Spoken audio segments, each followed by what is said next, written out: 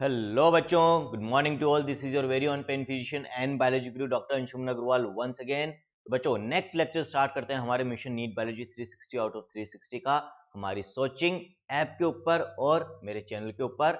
This is live lecture for जोश and जुनून premium subscribers. ठीक है, तो जो भी बच्चे जोश और जुनून बेचेस में प्रीमियम सब्सक्रिप्शन के अंदर हैं उनको लाइव लेक्चर मिलता है, और जो बच्चे फ्री प्लान में हैं उनको ये लाइव लेक्चर्स बाद में चैनल के थ्रू पब्लिक कर दिए जाते हैं। ठीक, तो बच्चों, जैसा कि आप सभी जानते हैं कि हमारी जो एक कोशिश है सोचिंग प्लेटफॉर्म, सोचिंग ऐप, हमारी नीट बायोलॉजी लर्निंग ऐप, उसमें दो तरह के बैचेस रन कर रहे हैं इस समय हम, जोश और Junoon. Josh for 11th class students who are targeting 2024 NEET, Junoon 12th और ड्रॉपर्स का जो 23 नीट को टारगेट कर रहे हैं। यदि आप भी मेरे साथ यानी कि एक वर्किंग डॉक्टर के साथ अपनी नीट बायोलॉजी प्रिपरेशन करना चाहते हैं, मेरी तरह आप भी अपना डॉक्टर बनने का ड्रीम पूरा करना चाहते हैं, तो बच्चों प्ले स्टोर से ऐप को डाउनलोड करके अपने आप को वहां पर एनरोल कर सकते हैं। फ्री प्लान और पेड प्लान दोनों का ऑप्शन आपके पास अवेलेबल रहेगा वहां पर। ठीक है, इसके अलावा चैनल को सब्सक्राइब करना ना भूलें, वहां पर आपको सारा एकेडमिक कंटेंट मिल जाएगा बच्चों बायोलॉजी का, साथ ही साथ नीट एग्जाम से related strategy videos, information videos, motivational videos, everything will be there. अभी तक बच्चों जोश और जुनून बैचेस में जो चैप्टर्स हम कंप्लीट कर चुके हैं उनकी लिस्ट यहाँ पर प्रेजेंट है। जो इस समय चल रहे हैं चैप्टर्स, उसमें sexual reproduction, flowering plants, genetics का principles of inheritance and variation and body fluids and circulation. Sexual reproduction, flowering plants के 9 लेक्चर कंप्लीट हो चुके हैं। The last lecture will be there tomorrow, तो कल हमारा एक और चैप्टर कंप्लीट हो जाएगा। सेक्सुअल रिप्रोडक्शन, फ्लावरिंग प्लांट्स के बाद हम स्टार्ट करने वाले हैं एवोल्यूशन बच्चों। बाकी principles of inheritance and body fluids अभी रन कर रहे हैं। बॉडी फ्लूइड्स का आज 5th लेक्चर है। जो बच्चे अपने बायोलॉजी डाउट्स सॉल्व नहीं कर पाते, उनको दिक्कत आती है, तो वो हमारे हर वीडियो के डिस्क्रिप्शन में लिंक के थ्रू टेलीग्राम ग्रुप को ज्वाइन कर सकते हैं, जहां पर आप अपने बायोलॉजी डाउट्स मुझसे और मेरी टीम से पूछ सकते हो बच्चों। ठीक, तो स्टार्ट करते हैं आज का lecture, 5th lecture of chapter body fluids and circulation. अभी तक बच्चों इसमें हम क्या क्या देख चुके हैं? सर्कुलेटरी सिस्टम का इंट्रोडक्टरी पार्ट हमने देखा था कि भाई क्या सिग्निफिकेंस होती है सर्कुलेटरी सिस्टम की, अलग अलग एनिमल्स में कौन से टाइप का सर्कुलेटरी सिस्टम मिलता है, जैसे ओपन सर्कुलेटरी सिस्टम कौन से एनिमल्स में मिलता है, क्लोज्ड किस में मिलता है। फिर क्लोज में अपन ने फर्दर सब टाइप्स देखे थे कि सिंगल सर्किट और डबल सर्किट किस किस में मिलता है, डबल में भी इनकम्प्लीट और कंप्लीट किस में मिलता है। ये फर्स्ट लेक्चर में हमने देखा था। सेकंड लेक्चर में बच्चों हमने ब्लड की कंपोजिशन स्टार्ट करी थी, जिसमें मेनली तो प्लाज्मा की पूरी कंपोजिशन हमने देखी थी, फॉर्म्ड एलिमेंट्स के बारे में बात करना स्टार्ट करी थी और आरबीसीज का टॉपिक देखा था। थर्ड लेक्चर में बच्चों हमने डब्ल्यूबीसीज और प्लेटलेट्स को डिटेल में पढ़ा था, साथ ही साथ formation of blood embryonic life में यॉर्क सैक में होती है, उसके बाद फीटल लाइफ में लिवर और स्प्लीन में होती है, after birth red bone marrow में होती है। रेड बोन मेरो कहाँ पर होती है, फिर कौन सी स्टेम सेल्स होती है रेड बोन मेरो में जिनसे फॉर्म्ड एलिमेंट्स का फॉर्मेशन होता है, जैसे माइलॉइड स्टेम सेल्स और लिम्फोइड स्टेम सेल्स। ये सारी चीजें बच्चों हमने देखी थी in the third lecture. Fourth lecture जो लास्ट लेक्चर था बच्चों बॉडी फ्लूइड्स एंड सर्कुलेशन का, इस लेक्चर के पहले वाला लेक्चर, उसमें हमने बात करी थी ब्लड क्लॉटिंग की, जिसको हम हीमोस्टेसिस भी कहते हैं। वहां पर मैंने आपको हीमोस्टेसिस एंड होम्योस्टेसिस जो दो क्लोजली रिलेटेड टर्म्स होते हैं उनके बीच में डिफरेंस भी बताया था। अब आज का जो लेक्चर है बच्चों, इसमें हम देखेंगे ब्लड ग्रुप्स। अगेन एक इंपॉर्टेंट टॉपिक जहां से क्वेश्चंस बहुत फ्रिक्वेंटली आते हैं और आपसे सिली मिस्टेक्स भी होती है। ये वो टॉपिक है जिसमें आपको लगता है कि आपको चीजें आती है लेकिन आप गलतियां करते हो बच्चों, तो ध्यान से इस टॉपिक को हमें देखना है। तो बच्चों, जो ब्लड ग्रुप्स हैं उनमें आपने कॉमनली सुना होगा किसी का ए पॉजिटिव, किसी का B positive, A B positive, O negative, O positive, A B negative, है ना, इस तरह से आपने ब्लड ग्रुप्स सुने होंगे। तो ये जो ब्लड ग्रुप्स बच्चों हम सुनते हैं, A blood group, B blood group, A B blood group, है ना, और आगे पीछे पॉजिटिव नेगेटिव भी हम लगाते हैं इनके, तो ये 3 तरह के आरबीसी सरफेस एंटीजन्स के ऊपर बेस्ड होते हैं। ठीक है, एंटीजन्स यूजुअली बच्चों प्रोटीनेशियस पार्टिकल्स होते हैं जो सेल के सरफेस पे यूजुअली पाए जाते हैं। ये एंटीजन्स, जब भी किसी भी चीज को हम एंटीजन कब कहेंगे कि भाई कोई पार्टिकल जब हमारी बॉडी के अंदर एंटर कर रहा है, तो यदि उसके अंदर हमारी इम्यून सिस्टम को स्टिमुलेट करने की कैपेसिटी है, वो यदि हमारे इम्यून सिस्टम को स्टिमुलेट करके एंटीबॉडी प्रोडक्शन को स्टिमुलेट कर सकता है, तो it will be categorised as an antigen.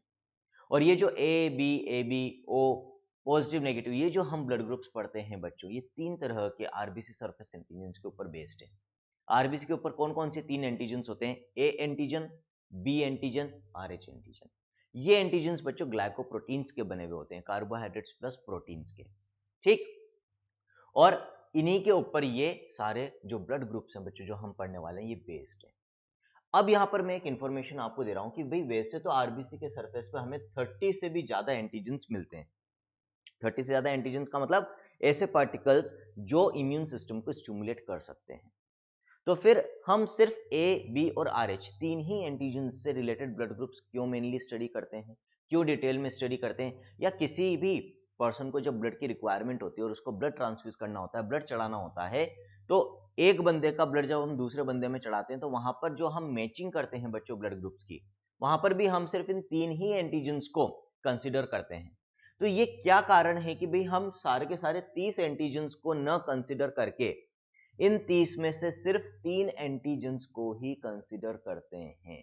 तो उसका रीजन मैंने यहां पर लिख भी रखा है बच्चों कि more than 30 types of antigens are present on RBC surface, but only 3 types of antigens have antigenic potential. A antigen, B antigen और RH antigen। मतलब भाई RBC के सरफेस पे है तो 30 से ज्यादा एंटीजन, लेकिन इनमें से सिर्फ 3 ही एंटीजन ऐसे हैं जिनके पास एंटीजेनिक पोटेंशियल, यानी कि वो इतने स्ट्रॉन्ग एंटीजन्स होते हैं कि वो हमारे इम्यून सिस्टम को स्टिमुलेट कर सके। बाकी के जो एंटीजन्स हैं आरबीसी के सरफेस पे वो एंटीजेनिकली काफी वीक होते हैं, तो एंटीजन्स बट वीक एंटीजन्स हैं, उनकी वजह से इम्यून रिएक्शन स्टिमुलेट नहीं होता। तो फॉर एग्जाम्पल मान लो मेरा ब्लड ग्रुप ए है, तो ए ब्लड ग्रुप का मतलब क्या होता है कि मेरी आरबीसी के सरफेस पर ए एंटीजन है, ऑलरेडी मेरी आरबीसी के सरफेस पे है। अब यदि मेरी आरबीसी के सरफेस पर ए एंटीजन है तो उस ए एंटीजन को मेरा इम्यून सिस्टम सेल्फ पार्टिकल या सेल्फ एंटीजन मानेगा, मतलब खुद की बॉडी का पार्ट समझेगा, उसके अगेंस्ट एक्ट नहीं करेगा, मेरी आरबीसी को डिस्ट्रॉय नहीं करेगा। ठीक है, लेकिन मान लो मुझे ब्लड की रिक्वायरमेंट पड़ती है और मुझे गलती से ऐसा खून चढ़ा दिया जाए, ऐसे बंदे का खून चढ़ा दिया जाए जिसका ब्लड ग्रुप बी है बच्चों, मतलब उसकी आरबीसी के सरफेस पर बी एंटीजन है। अब क्योंकि मेरा ब्लड ग्रुप ए था और मेरी आरबीसी के सरफेस पे सिर्फ ए एंटीजन है, बी एंटीजन मेरी आरबीसी के सरफेस पे नहीं है, तो जब बी ब्लड ग्रुप वाले बंदे का ब्लड मुझे चढ़ाया जाएगा जिसकी आरबीसी के सरफेस पर बी एंटीजन है, तो उस बी एंटीजन वाली आरबीसी को मेरा इम्यून सिस्टम एक फॉरेन सेल मानेगा। क्यों? क्योंकि बी एंटीजन मेरे इम्यून सिस्टम के लिए एक फॉरेन एंटीजन, एक नॉन सेल्फ पार्टिकल है, और उसको रिकॉग्नाइज करके मेरा इम्यून सिस्टम एंटीबॉडी फॉर्मेशन करेगा उसके अगेंस्ट, या जो मेरे प्लाज्मा में ऑलरेडी एंटीबॉडीज होगी उसके अगेंस्ट, वो उसको डिस्ट्रॉय करने का काम करेगी, जिसकी वजह से वो जो आरबीसीज मेरे अंदर आएगी उनकी क्लंपिंग होएगी, एक एलर्जिक रिएक्शन मेरी बॉडी के अंदर स्टिमुलेट होगा, एक सीवियर एलर्जी हो सकती है और डेथ भी हो सकती है बच्चों, है ना। ये क्या कहलाता है? मिसमैच्ड, यानी कि रॉन्ग ब्लड ट्रांसफ्यूजन रिएक्शन वहां पर देखने को मिलेगा। तो क्योंकि ये जो 3 एंटीजन्स हैं, यदि इनकी प्रॉपर मैचिंग करके खून नहीं चढ़ाया जाए तो एक स्ट्रॉन्ग इम्यून रिएक्शन या एलर्जिक रिएक्शन स्टिमुलेट हो सकता है। इस कारण से इनको पढ़ना, इनके ब्लड ग्रुप को पढ़ना और खून चढ़ाने के पहले इन 3 एंटीजन्स की मैचिंग करना जरूरी होता है। बाकी के जो एंटीजन्स हैं, क्योंकि वो एंटीजेनिकली वीक होते हैं, तो हम गलत एंटीजन वाला ब्लड दे भी दें, बाकी के एंटीजन्स की रिगार्डिंग में बात कर रहा हूँ, 3 एंटीजन्स को छोड़ के, तो कोई खास फर्क, कोई खास इम्यून रिएक्शन होता नहीं है। तो इसीलिए क्यों उनसे कोई नुकसान नहीं हो रहा, उनको मैच करने की जरूरत नहीं है, तो फिर हम उनको ज्यादा डिटेल में पढ़ते भी इसीलिए नहीं है बच्चों। आगे बात समझ में, तो आरबीसी के सरफेस पे 30 से ज्यादा एंटीजन होते हुए भी हम सिर्फ 3 ही एंटीजन से रिलेटेड ब्लड ग्रुप क्यों पढ़ते हैं मेनली, उसका कारण मैंने आपको बता दिया है। तो ये जो 3 एंटीजन्स हैं बच्चों, इन्हीं से रिलेटेड हम ब्लड ग्रुप्स मेनली पढ़ते हैं। तो 2 blood group systems in 3 antigens के ऊपर बेस्ड होते हैं। पहला जो ब्लड ग्रुप सिस्टम हमें पढ़ना होता है that is ABO blood group system, जो इनमें से 2 एंटीजन्स के ऊपर बेस्ड है, ए और बी एंटीजन के ऊपर बच्चों। और जो दूसरा ब्लड ग्रुप सिस्टम हमें पढ़ना होता है that is RH blood group system, वो किसके ऊपर बेस्ड होता है बच्चों? RH एंटीजन के ऊपर बेस्ड होता है। ठीक, तो ये जो 3 एंटीजन्स हैं इनके बेसिस पर हम 2 तरह के ब्लड ग्रुप सिस्टम्स पढ़ते हैं बच्चों। जो ब्लड ग्रुप्स के ऊपर सबसे ज्यादा काम किया वो लैंडस्टीनर ने करा, और इसीलिए उनको हम फादर ऑफ ब्लड ग्रुपिंग भी कहते हैं। एबीओ ब्लड ग्रुप सिस्टम की पहले हम बात करेंगे बच्चों, उसके बाद फिर आरएच ब्लड ग्रुप सिस्टम देखेंगे।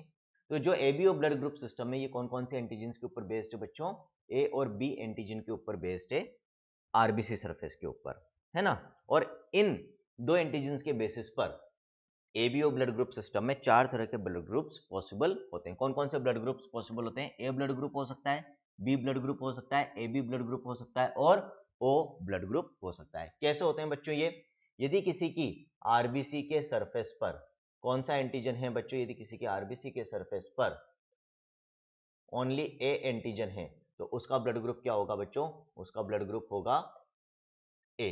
ठीक है, कोई दूसरा पर्सन है जिसकी आरबीसी के सरफेस पर कौन सा एंटीजन है बच्चों, उसकी आरबीसी के सरफेस पर सिर्फ बी एंटीजन है, ओनली बी एंटीजन, तो फिर उसका ब्लड ग्रुप क्या होगा बच्चों, बी ब्लड ग्रुप होगा। कोई तीसरा पर्सन है बच्चों जिसकी आरबीसी के सरफेस पर कौन सा एंटीजन है, दोनों एंटीजन है बच्चों, ए एंटीजन भी है और बी एंटीजन भी है बच्चों, तो फिर उसका ब्लड ग्रुप क्या होगा बच्चों, ए बी ब्लड ग्रुप होगा। और कोई ऐसा पर्सन जिसकी आरबीसी के सरफेस पे ना ए एंटीजन है और ना ही बी एंटीजन है, तो फिर उसका ब्लड ग्रुप क्या होगा बच्चों, ओ ब्लड ग्रुप। मतलब ओ ब्लड ग्रुप वाले वो इंडिविजुअल्स होते हैं जिनकी आरबीसी के सरफेस पे ए और बी एंटीजन दोनों ही एब्सेंट होते हैं बच्चों। ठीक, इतनी इंफॉर्मेशन तो आपको एनसीईआरटी ने भी दे रखी। अब जो आप गलतियां करते हो बच्चों इस टॉपिक के अंदर, वो क्यों करते हो, क्योंकि हम लेंस्टीनर लॉ नहीं पढ़ते हैं, है ना। तो लेंस्टीनर, जिनको हम फादर ऑफ ब्लड ग्रुपिंग भी कहते हैं, उन्होंने 2 लॉज दी बच्चों, और ये पढ़नी जरूरी है यदि हमें एबीओ ब्लड ग्रुप सिस्टम को समझना है तो। और आगे भी जो अभी हम बात करेंगे आरएच ब्लड ग्रुप सिस्टम में इरिथ्रोब्लास्टोसिस विटेलिस की, वहां पर भी ये लॉ काम में आएगी कहीं ना कहीं। तो देखो लेंस्टीनर साहब ने 2 लॉ दी, फर्स्ट लॉ और सेकंड लॉ। हम 2 लॉ की बात करेंगे।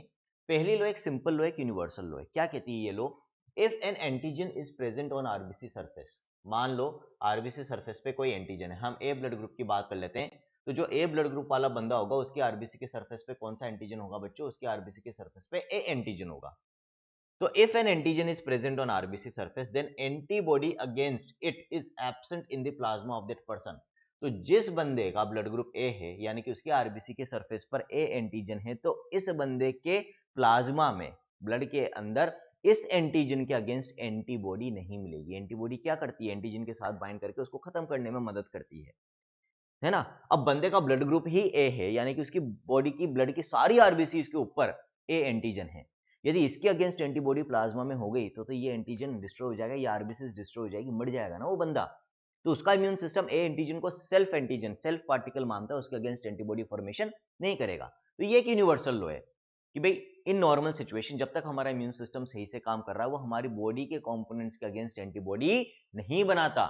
जो एंटीजन ऑलरेडी हमारी बॉडी में है उनके अगेंस्ट कभी भी एंटीबॉडी नहीं बनेगी। तो फर्स्ट लॉ में कोई दिक्कत नहीं है, दिक्कत है सेकंड लॉ में।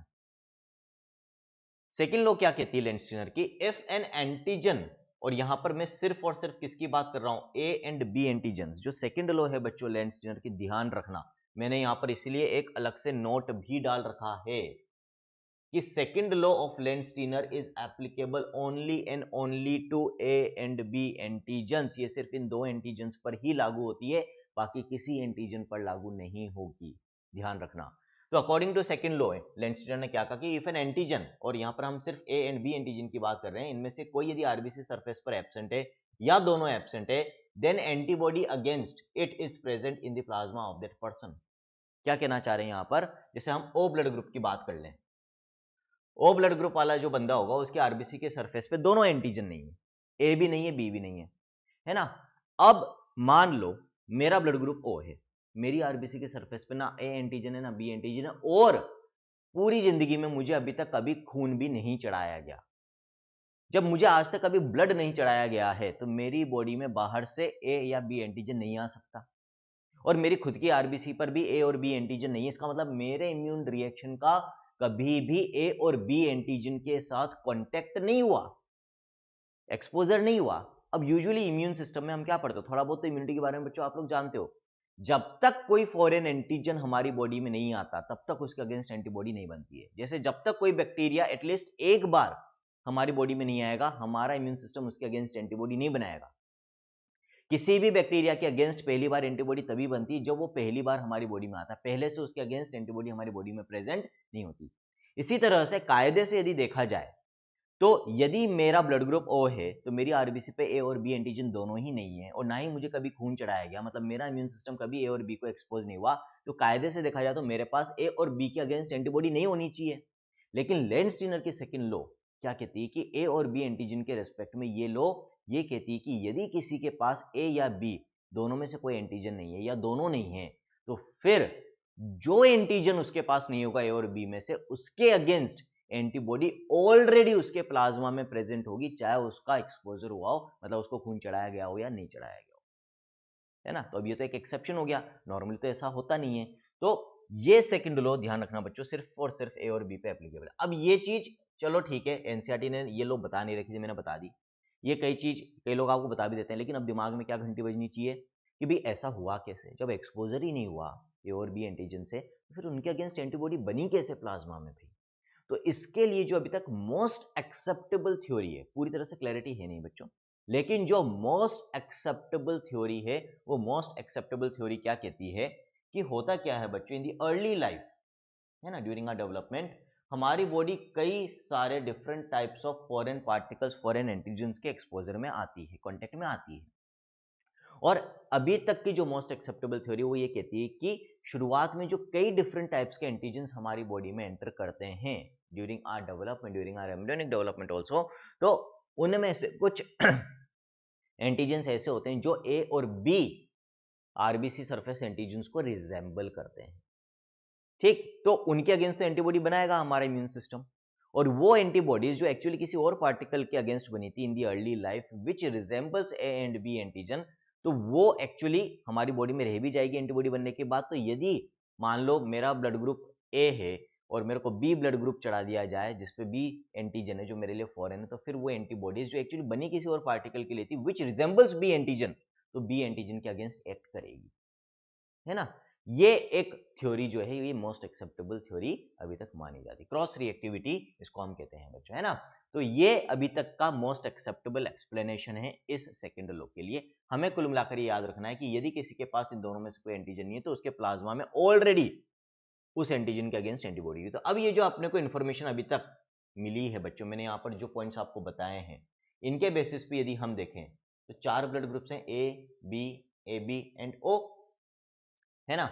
अब आरबीसी पे A antigen, A blood group वाले पे आरबीसी पे कौन सा एंटीजन होगा, ए एंटीजन। और सेकंड लॉ के हिसाब से देखें तो इस वाले बंदे के पास बी एंटीजन नहीं है, तो इसके प्लाज्मा में ऑलरेडी कौन सी एंटीबॉडी होनी चाहिए, एंटी बी एंटीबॉडी होनी चाहिए, है ना। और ये ब्लड किस किस से ले सकता है, इसका ब्लड ग्रुप ए है, इसकी आरबीसी के सरफेस पे ए एंटीजन है, तो ए एंटीजन इसका सेल्फ एंटीजन हो गया, उसके अगेंस्ट इम्यून सिस्टम एंटीबॉडी नहीं बनाएगा, डिस्ट्रॉय नहीं करेगा, तो ए वाले से ले सकता है। और ओ वाले से भी ले सकता है, क्यों, क्योंकि ओ वाले के आरबीसी पर कोई एंटीजन होता ही नहीं है, ना ए एंटीजन ना बी एंटीजन, जब कोई एंटीजन ही नहीं है तो कोई नुकसान भी नहीं होगा, इम्यून सिस्टम आइडेंटिफाई किसको करेगा भाई, एंटीबॉडी प्रोडक्शन स्टिमुलेट नहीं होगा। आगे बात समझ में क्लियर है। इसी तरह से जिसका बी ब्लड ग्रुप होगा उसके आरबीसी के सरफेस पे बी एंटीजन, एंटीबॉडी कौन सी होगी उसके प्लाज्मा में, एंटी ए। और ये ब्लड किस किस से ले सकता है, बी से ले सकता है, ओ से ले सकता है। जिसका ब्लड ग्रुप ए बी होगा उसकी आरबीसी पे दोनों एंटीजन होंगे, ए भी होगा और बी भी होगा।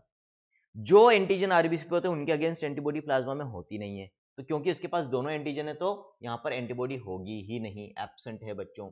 ये ब्लड किस किस से ले सकता है, क्योंकि इसके पास दोनों एंटीजन है तो ए बी से तो ले ही सकता है, ए वाले से भी ले सकता है क्योंकि ए एंटीजन इसका सेल्फ एंटीजन माना जाएगा, बी वाले से ले सकता है क्योंकि again B antigen self antigen माना जाएगा, और ओ से भी ले सकता है क्योंकि वहां तो कोई एंटीजन है ही नहीं, तो कोई इम्यून रिएक्शन स्टिमुलेट होगा ही नहीं, ठीक। ओ ब्लड ग्रुप की हम बात करें बच्चों तो आरबीसी के सरफेस पे कोई एंटीजन नहीं होता।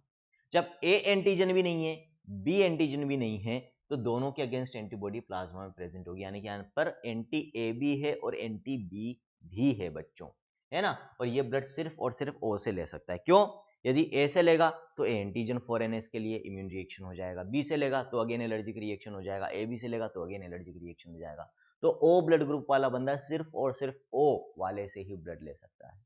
इसी कारण से ओ ब्लड ग्रुप वालों को क्या बोला जाता है कि भाई आप कुछ बंदों का फोन नंबर और नाम अपने पास हमेशा रखो जिनका ब्लड ग्रुप ओ है और जरूरत पड़ने पे जो आपको ब्लड ट्रांसफ्यूज कर दें, क्योंकि आपके पास ऑप्शंस लिमिटेड है इमरजेंसी की सिचुएशन में। जबकि ए बी वाला तो किसी से भी ले सकता है ना। तो एक बार इमरजेंसी आ जाए और उसको ए बी ब्लड ग्रुप नहीं मिल पा रहा है तो उसको ए भी चढ़ाया जा सकता है, बी भी चढ़ाया जा सकता है, ओ भी चढ़ाया जा सकता है, लेकिन ओ वाले को सिर्फ ओ ही चढ़ाया जा सकता है। एक और चीज ध्यान रखना बच्चों, यहाँ पर जो अपन ने लिखा है कि जैसे ए वाले को ए और ओ दोनों चढ़ाए जा सकते हैं, तो ऐसा नहीं है कि अपन कुछ भी चढ़ा देंगे दोनों में से, पहली प्रायोरिटी हम किसको देंगे, ए वाले को ए ही चढ़ाया जाएगा। हाँ, कोई इमरजेंसी सिचुएशन है और ए अरेंज नहीं हो पा रहा और उसकी डेथ हो सकती है ब्लड नहीं चढ़ाने से, उस केस में फिर हम कौन सा चढ़ाएंगे, ओ चढ़ाएंगे। रीजन बीइंग बच्चों, अभी मैंने आपको क्या बोला, ओ वाले के प्लाज्मा में क्या मिलेगी, कुछ अमाउंट में आपको एंटी और एंटी बी एंटीबॉडी मिलेगी ना। और यदि मान लो ए बी वाले को मैंने ओ ब्लड ग्रुप चढ़ाया तो जो ब्लड में ओ का चढ़ा रहा हूँ एबी में, उसके प्लाज्मा में एंटीबॉडीज है ए और बी के अगेंस्ट कुछ अमाउंट में, जो कुछ अमाउंट में इम्यून रिएक्शन एक माइल्ड, एक लाइट, एक स्मॉल एलर्जिक रिएक्शन जरूर करेगी, है ना, जिसको हम कंट्रोल कर सकते हैं क्योंकि यहाँ पर एंटीबॉडीज का अमाउंट लिमिटेड होगा, लगातार प्रोडक्शन नहीं हो रहा होगा, है ना। तो आई थिंक चीजें समझ में आ गई होगी मैं क्या कहना चाह रहा हूँ। तो हमेशा यहाँ पर ये तो ऑल अवेलेबल ऑप्शंस हमने लिखे हैं कि भाई वो किससे डोनर डोनेट करवा सकता है आप खुद के लिए ब्लड, या उसको कौन कौन डोनेट कर सकता है ब्लड, लेकिन जो मेन प्रायोरिटी दी जाएगी हमेशा ब्लड चढ़ाने के लिए क्लिनिकली, प्रैक्टिकली वो सेम ब्लड ग्रुप को ही चढ़ाया जाता है बच्चों, है ना।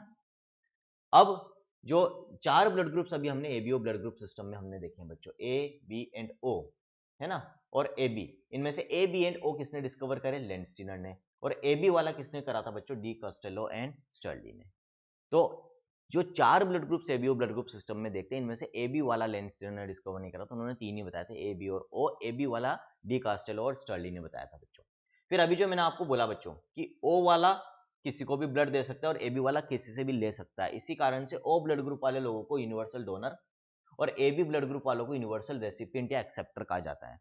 लेकिन यहां पर और ज्यादा स्पेसिफिकली कोई क्वेश्चन आपसे पूछ ले, है ना, नेगेटिव पॉजिटिव के केस में, मान लो कि क्वेश्चन आ गया कि भाई आप बताओ यूनिवर्सल डोनर कौन है, और ऑप्शन में ओ नेगेटिव भी है और ओ पॉजिटिव भी है, फिर कौन सा करोगे, तो ओ नेगेटिव। कारण नेगेटिव और पॉजिटिव बच्चों हम आरएच एंटीजन के रेस्पेक्ट में यूज करते हैं। यदि किसी के आरबीसी के सरफेस पे आरएच एंटीजन है तो पॉजिटिव लगा दिया जाएगा, है ना, और नहीं है तो नेगेटिव लगा दिया जाएगा। तो ओ नेगेटिव का मतलब ना तो ए एंटीजन, ना बी एंटीजन और ना ही आरएच एंटीजन। जब तीनों एंटीजन नहीं है जिनकी वजह से इम्यून रिएक्शन स्टिमुलेट हो सकता था, तो फिर इसमें कोई रिस्क नहीं है, ये ब्लड हम चढ़ा सकते हैं किसी को भी। इसीलिए स्पेसिफिकली ज्यादा पिन पॉइंट हमें आंसर देना हो, एक्यूरेट आंसर देना हो कि भाई यूनिवर्सल डोनर कौन होगा, ओ नेगेटिव या ओ पॉजिटिव, तो ओ नेगेटिव ज्यादा बेटर आंसर है। बाकी नेगेटिव पॉजिटिव नहीं दे रखा तो आंसर ही। इसी तरह से यूनिवर्सल रेसिपिएंट में ए बी पॉजिटिव, क्योंकि यहां तीनों एंटीजन आ गए, ए भी आ गया, बी भी आ गया, आरएच भी आ गया। जब तीनों एंटीजन खुद के पास हैं तो आप कोई सा भी ब्लड चढ़ा दो, उसका इम्यून सिस्टम जितने भी एंटीजन आ रहे होंगे, तीनों एंटीजन जो पॉसिबल हो सकते हैं दूसरे के ब्लड ग्रुप में, उन सबको सेल्फ मानता है, उनके अगेंस्ट इम्यून रिएक्शन शो नहीं करेगा, एंटीबॉडी फॉर्मेशन करके उनको डिस्ट्रॉय नहीं करेगा। तो इसी कारण से ए बी पॉजिटिव ज्यादा एक्यूरेटली हम क्या बोलेंगे, यूनिवर्सल रेसिपिएंट। बाकी पॉजिटिव नेगेटिव नहीं है तो फिर A B will be the answer. तो ये तो बात हो गई बच्चों A B O blood group system की। ठीक, अब हम बात करेंगे बच्चों आरएच ब्लड ग्रुप सिस्टम की। Discovered by again Landsteiner, Landsteiner के साथ वीनर ने भी इसमें काम करा। पहली बार ये जो ब्लड ग्रुप डिस्कवर हुआ बच्चों, एंटीजन डिस्कवर हुआ, it was in Rhesus monkey, और वहीं से इसको नाम दिया गया आरएच एंटीजन। इसको बच्चों हम डी एंटीजन नाम भी देते हैं, डी एंटीजन भी बोला जाता है, आरएच एंटीजन को डी एंटीजन भी बोला जाता है। ठीक, यदि इसकी जेनेटिक्स की हम बात करें बच्चों, तो दो अलील्स इसके फेट डिसाइड करते हैं, एक डोमिनेंट अलील, एक रेसेसिव अलील बच्चों। तो होमोजाइगस डोमिनेंट कंडीशन में यदि दोनों डोमिनेंट अलील हैं या एक डोमिनेंट और एक रेसेसिव है, उस कंडीशन में आरएच एंटीजन बनता है आरबीसी के सरफेस पे, यानी कि आरएच एंटीजन प्रेजेंट। और आरएच एंटीजन प्रेजेंट होता है तो उस कंडीशन को हम कहते हैं आरएच पॉजिटिव कंडीशन, पॉजिटिव लगा दिया जाएगा।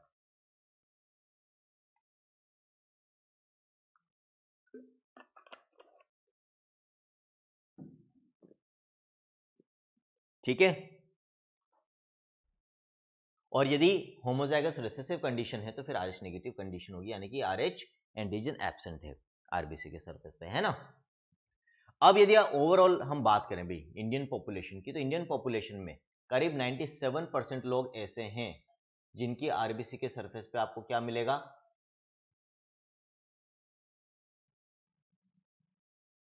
एक मिनट बच्चों, तो 97% लोग ऐसे हैं इंडियन पॉपुलेशन में जिनकी आरबीसी के सरफेस पे आपको आरएच एंटीजन मिलेगा, यानी कि वो आरएच पॉजिटिव है। और 3% कैसे हैं बच्चों, जिनकी आरबीसी के सरफेस पे आपको आरएच एंटीजन नहीं मिलता है, यानी कि वो आरएच नेगेटिव होते हैं। तो 97% पीपल इंडिया में आरएच पॉजिटिव और 3% आरएच नेगेटिव हैं बच्चों। इसी तरह से यदि वर्ल्ड पॉपुलेशन की बात करें तो फिर ये रेशियो वहां पर थोड़ा सा अलग हो जाएगा। कुछ प्रॉब्लम हो गई है, एक मिनट।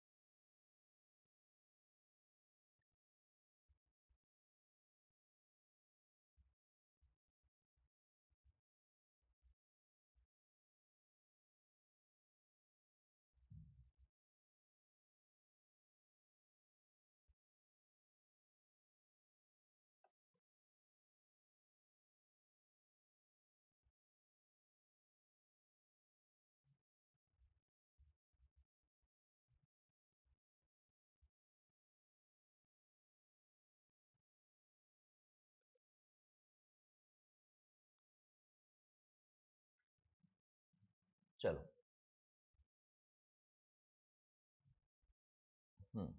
तो इंडियन पॉपुलेशन में जैसा मैंने बोला 97% आरएच पॉजिटिव, 3% आरएच नेगेटिव, और वर्ल्ड पॉपुलेशन में 80% आरएच पॉजिटिव और 20% आरएच नेगेटिव। ये आपको फिगर्स याद रखने हैं बच्चों। अब जो क्वेश्चन यहां से आते हैं बच्चों आरएच वाले पार्ट से, ये क्या आते हैं, transfusion of RH positive blood to RH negative person. एक केस तो आपसे ये पूछा रहता है, यदि मान लो कोई बंदा आरएच नेगेटिव है, गलती से उसको हमने आरएच पॉजिटिव चढ़ा दिया, यानी कि मान लो ए नेगेटिव वाला बंदा, उसको ए पॉजिटिव ब्लड चढ़ा दिया, तो ए एंटीजन के रेस्पेक्ट में तो सही है, कोई दिक्कत नहीं है। लेकिन आरएच एंटीजन जिसके पास नहीं था, उसको हम आरएच एंटीजन वाली आरबीसी चढ़ा रहे हैं, तो उस केस में क्या होगा। तो बच्चों जो लेंस-स्टीनर की सेकंड लॉ थी कि यदि कोई एंटीजन आरबीसी के सरफेस पे नहीं है तो उसके अगेंस्ट एंटीबॉडी उस बंदे के प्लाज्मा में मिलेगी, वो सिर्फ और सिर्फ ए एंड बी पे अप्लाई होती है। मतलब यदि किसी का ब्लड ग्रुप ए है तो उसके आरबीसी पे बी एंटीजन नहीं है, यानी कि उसके प्लाज्मा में ऑलरेडी पहले से एंटी बी एंटीबॉडीज होगी। और यदि उसको बी ब्लड ग्रुप चढ़ा दिया जाए तो पहले से जो एंटीबॉडीज होगी वो फटाफट बी एंटीजन वाली आरबीसी पर अटैक करके उनको डिस्ट्रॉय करेगी, एक एलर्जिक रिएक्शन स्टिमुलेट होगा, प्लस इम्यून रिएक्शन और नई एंटी बी एंटीबॉडीज बनाएगा। लेकिन वो बनाएगा उसके पहले जो ऑलरेडी प्रेजेंट थी वो अटैक चालू कर देती है। तो एबीओ ब्लड ग्रुप सिस्टम में तो क्या होता है, यदि हम गलत ब्लड चढ़ा दें, ए वाले को बी चढ़ा दिया, बी वाले को ए चढ़ा दिया, ऐसे केसेस में फटाफट एक एलर्जिक रिएक्शन, आपको इम्यून रिएक्शन देखने को मिलता है because of already present antibodies in the plasma. लेकिन आरएच के केस में ऐसा नहीं है बच्चों।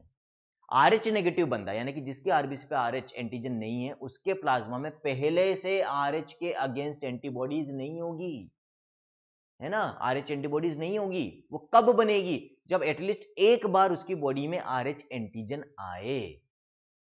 तो जब हम पहली बार किसी आरएच नेगेटिव पर्सन को आरएच पॉजिटिव ब्लड चढ़ाते हैं, फर्स्ट ट्रांसफ्यूजन जब होता है, तो पहली बार में कोई खास एलर्जिक रिएक्शन, कोई नुकसानदायक एलर्जिक रिएक्शन या इम्यून रिएक्शन या क्लंपिंग, यानी कि रिएक्शन बिटवीन एंटीजन एंटीबॉडी, अग्लूटिनेशन नहीं होता आरबीसीज का बच्चों। अग्लूटिनेशन का मतलब क्या होता है, जब एंटीजन के साथ एंटीबॉडी बाइंड हो जाती है तो वो सेल्स को आपस में चिपकाकर डिस्ट्रॉय कर देती है बच्चों। इसको हम कहते हैं क्लंपिंग ऑफ सेल्स और अग्लूटिनेशन यहाँ पर, है ना। तो वो अग्लूटिनेशन या एलर्जिक रिएक्शन या क्लंपिंग ऑफ आरबीसीज नहीं देखने को मिलेगा in the first time, because जब पहली बार आरएच नेगेटिव पर्सन में आरएच पॉजिटिव ब्लड डाला जाएगा तो ये आरएच एंटीजन पहली बार उसकी बॉडी में आ रहा है। मान लो मेरे अंदर मेरा ए नेगेटिव है, ए पॉजिटिव चढ़ा दिया फर्स्ट टाइम, तो पहली बार जब मेरी बॉडी में आरएच एंटीजन आएगा तो मेरा इम्यून सिस्टम पहले कुछ समय लेगा, it will take some time to recognise the RH antigen, ठीक। और रिकॉग्निशन के बाद भी उसके अगेंस्ट एंटीबॉडी बनाने में थोड़ा और ज्यादा समय लेगा, धीरे बनती है। फर्स्ट टाइम में जब पहली बार कोई एंटीजन आता है तो उसके अगेंस्ट एंटीबॉडी बनाने में, उसको रिकॉग्नाइज करने में हमारे इम्यून सिस्टम को थोड़ा ज्यादा समय लगता है। और फर्स्ट टाइम में जो एंटीबॉडीज बनती है उनका अमाउंट भी कम होता है, उनको बनाने की स्पीड भी काफी कम होती है। तो फर्स्ट टाइम में एक्चुअली जो एंटीबॉडीज बनेगी आरएच एंटीजन के अगेंस्ट वो बहुत स्लोली, बहुत कम अमाउंट में बनेगी, जिसकी वजह से कोई सीवियर एलर्जिक रिएक्शन नहीं होगा, कोई माइल्ड रिएक्शन होकर रह सकता है, जिसको इजीली दवाओं से कंट्रोल कर सकते हैं। लेकिन सेम पर्सन में, यानी कि मान लो मेरे अंदर ही वापस से दूसरी बार ए पॉजिटिव चढ़ा दिया भाई, दूसरी बार भी गलती कर दी, वापस से पॉजिटिव वाला चढ़ा दिया। अब इस बार क्या होगा, दूसरी बार में, क्योंकि अब पहली बार में एक बार मेरा इम्यून सिस्टम आरएच एंटीजन को रिकॉग्नाइज करके उसके अगेंस्ट एंटीबॉडी बना चुका है, जो अब वास्तव में मेरे ब्लड में पहले से एग्जिस्ट कर रही होगी। तो जब दूसरी बार मेरे को आरएच पॉजिटिव वाला ब्लड चढ़ाया जाएगा, मैं आरएच नेगेटिव हूं, ध्यान रखना, तो अब दूसरी बार में एक सीवियर एलर्जिक रिएक्शन होगा बच्चों, अब दूसरी बार में तो होगा, है ना। और उस केस में डेथ भी हो सकती है यदि प्रॉपर्ली उसको टाइमली रिकॉग्नाइज करके कंट्रोल ना किया गया तो, है ना। बहुत ज्यादा ब्लड चढ़ा दिया गलत वाला तो फिर डेथ भी हो सकती है, थोड़ा बहुत चढ़ाया तो बच भी जाएंगे। आगे बात समझ में क्लियर है। तो फर्स्ट ट्रांसफ्यूजन यदि किया जाए आरएच नेगेटिव में आरएच पॉजिटिव का तो कोई दिक्कत नहीं होगी। सेकंड ट्रांसफ्यूजन में there will be agglutination reaction, allergic reaction होगा बच्चों। आरएच पॉजिटिव में आरएच नेगेटिव डालोगे तो कोई दिक्कत ही नहीं है ना, क्योंकि आरएच नेगेटिव में एंटीजन है ही नहीं, आरएच पॉजिटिव वाले के पास ऑलरेडी एंटीजन है, तो उसका इम्यून सिस्टम कोई रिएक्शन शो नहीं करेगा। तो ये भी ध्यान रखना, कई बार आपकी फिरकी लेने के लिए क्वेश्चन क्या दे देते हैं कि भाई आरएच पॉजिटिव में पहली बार आरएच नेगेटिव ब्लड डाला गया तो क्या होगा, ठीक है, कुछ भी नहीं होगा। आरएच पॉजिटिव में दूसरी बार आरएच नेगेटिव ब्लड डाला गया तो क्या होगा, तो फिर हम इससे रिलेट करने लग जाते हैं, गलती कर देते हैं केवल कि दूसरी बार में एलर्जिक रिएक्शन। अरे भाई दूसरी बार में एलर्जिक रिएक्शन कब होगा, जब आरएच नेगेटिव में आरएच पॉजिटिव डाला है, जब आरएच पॉजिटिव में आरएच नेगेटिव डाला तो फिर कोई दिक्कत नहीं होगी भाई, क्योंकि आरएच नेगेटिव के पास तो आरएच एंटीजन है ही नहीं ना, और जब एंटीजन ही नहीं है तो फिर इम्यून रिएक्शन किसके अगेंस्ट होगा। सबसे इंपॉर्टेंट पार्ट बच्चों इस टॉपिक का क्या है, एरिथ्रोब्लास्टोसिस पिटेलिस डिसऑर्डर। है ना, ये जरूर पूछा जाता है आपसे, कई बार पूछा भी गया है। क्या डिसऑर्डर है, किस में देखने को मिलेगा बच्चों? ये कब देखने को मिलता है? ऐसे कपल्स में, ऐसे हस्बैंड वाइफ में जहां पर हस्बैंड तो आरएच पॉजिटिव है और मदर क्या है, आरएच नेगेटिव, है ना। अब इस केस में क्या क्या पॉसिबिलिटी होती है? दोनों पॉसिबिलिटी होती है। जो बच्चा है वो आरएच पॉजिटिव भी हो सकता है और बच्चा आरएच नेगेटिव भी हो सकता है। देखो मदर आरएच नेगेटिव है तो मदर के लिए तो एक ही पॉसिबिलिटी, जीनोटाइप क्या होगा, होमोजाइगस रिसेसिव कंडीशन होगी, है ना, अभी हमने बात करी थी। फादर यदि आरएच पॉजिटिव है तो यहाँ पर दो पॉसिबिलिटीज है ना, दोनों कंडीशन पॉसिबल हो सकती है। यदि फादर कैपिटल आर यानी कि होमोजाइगस डोमिनेंट है तो उस केस में तो बच्चा आरएच पॉजिटिव ही होगा और कोई पॉसिबिलिटी नहीं है।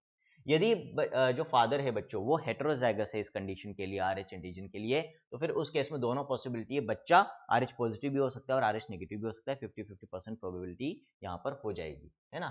देख लेते हैं एक बार।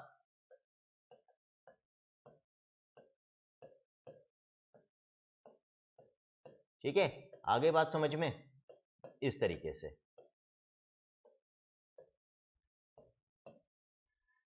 ठीक है, क्लियर। तो यहां पर यदि father heterozygous for the condition है, मदर तो स्मॉल आर ही होगी, तो यहां पर क्या क्या पॉसिबिलिटीज है बच्चों? 50% प्रोबेबिलिटी तो होगी कि बच्चा आरएच पॉजिटिव और 50% प्रोबेबिलिटी होगी कि बच्चा आरएच नेगेटिव हो।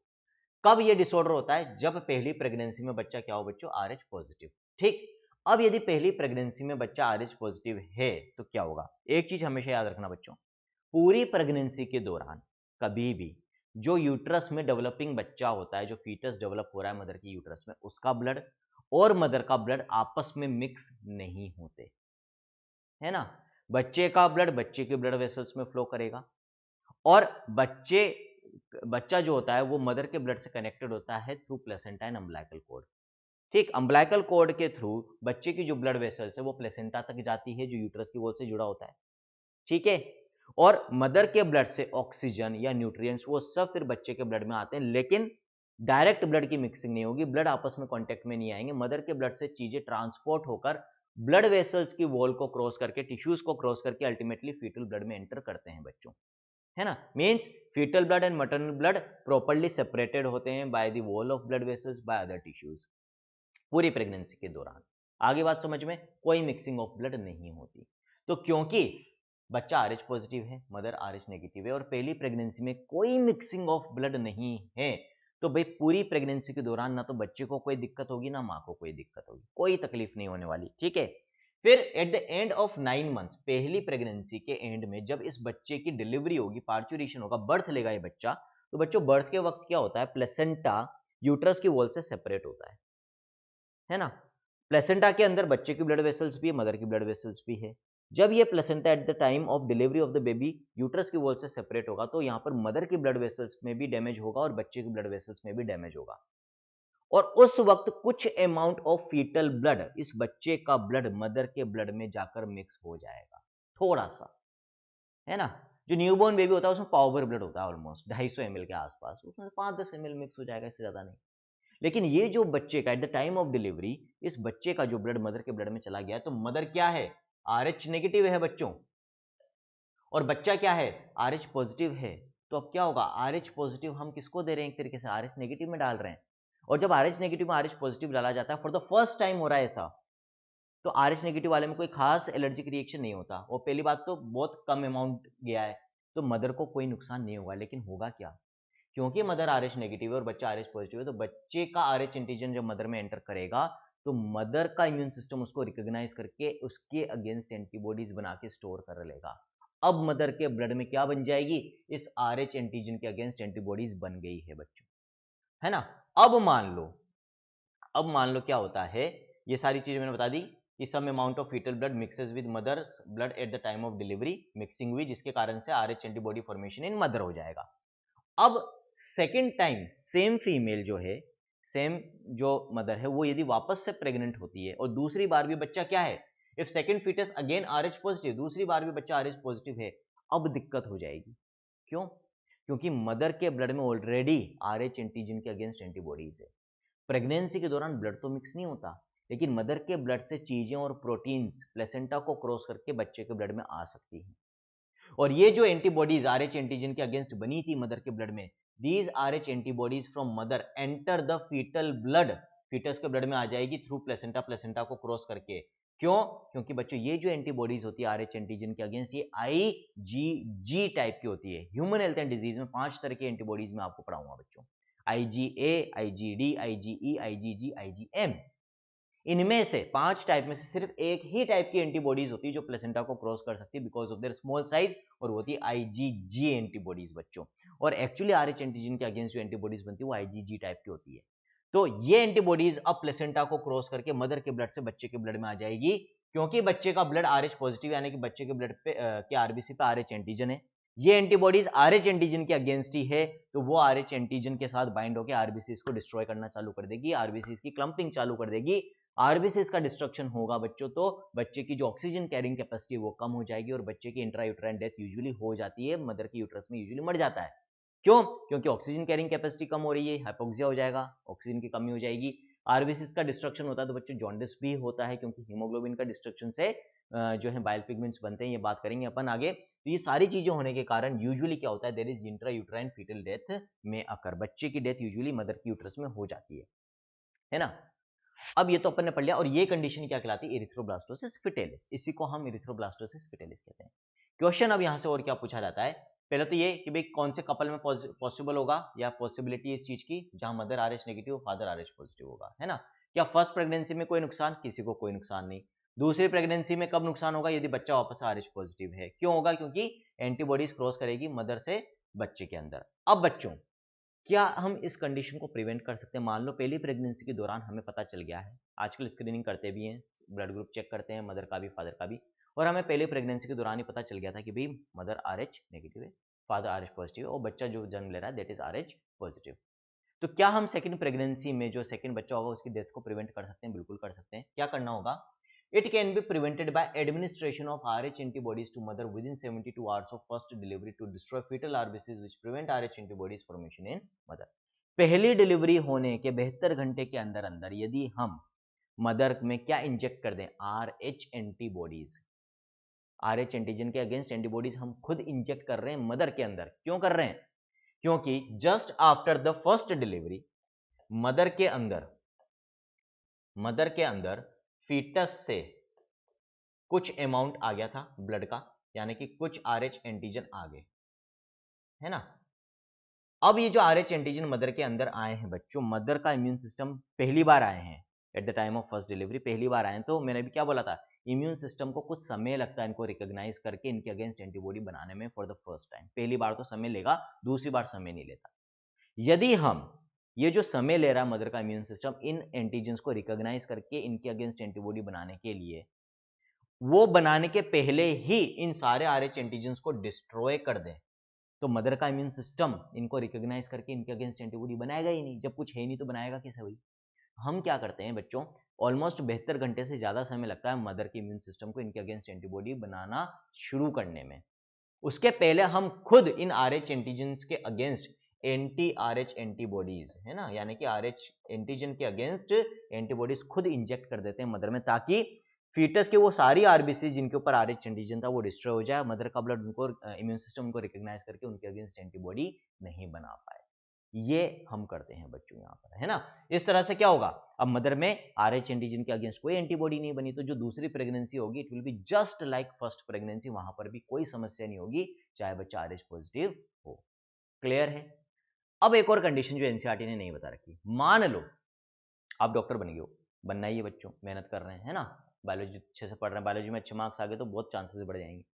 आप डॉक्टर बन गए हो, आप गायनेकोलॉजिस्ट बन गए हो, आपके यहाँ पर डिलीवरी हुई, है ना, सेकंड डिलीवरी हुई, किसी कारण से मान लो पता नहीं था कि भाई यहाँ पर एरिथ्रोब्लास्टोसिस का केस हो सकता है, बच्चों को एरिथ्रोब्लास्टोसिस फिटेलिस हो गया, बट किसी तरह से बच्चा जन्म ले लेता है, जन्म लेने के पहले मरता नहीं है यूट्रस में, कंडीशन खराब ही होगी ऑब्वियसली जब वो जन्म लेगा। आप उसको बचाने के लिए क्या कर सकते हो? क्या कर सकते हो, है ना। मान लो बच्चे का जो ब्लड ग्रुप है वो A पॉजिटिव है ना, दूसरे बच्चे ने जन्म ले लिया है और सीवियर कंडीशन में है, ऑलरेडी उसके अंदर मदर के ब्लड से एंटीबॉडीज आ चुकी है RH एंटीजन के अगेंस्ट, क्लंपिंग ऑफ आरबीसीज हो रही है, आरबीसी डिस्ट्रक्शन हो रहा है, सीवियर वाला हाइपोक्सिया चल रहा है, जॉन्डिस चल रहा है, बच्चा मर सकता है। क्या करोगे अब आप? तो बच्चों हम क्या कर सकते हैं, देखो यदि मैं इस बच्चे के ए पॉजिटिव ब्लड को ए नेगेटिव से रिप्लेस कर दूं तो क्या मेरा काम हो जाएगा? ए से ए को रिप्लेस कर रहा हूं, कोई दिक्कत नहीं होगी, है ना? दिक्कत क्यों हो रही है अभी इस बच्चे के अंदर?